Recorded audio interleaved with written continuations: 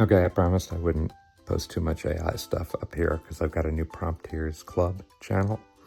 But this one cracked me up and maybe you'll find it interesting. You know, advertising agency people are getting all worried about AI.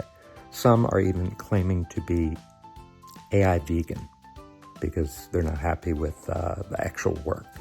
And remember, these shoots cost a lot of money, some of which AI can do.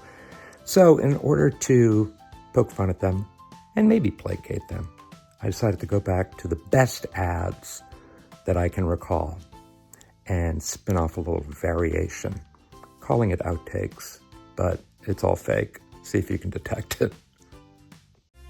These are the commercial outtakes that you are not supposed to see. These are the commercial outtakes that you. This is your brain on drugs. Until now. Until now. Until now. Was that?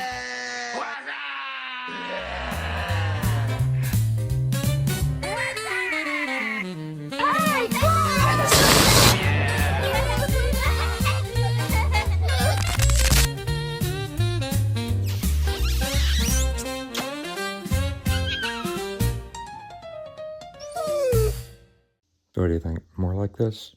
Or is that enough?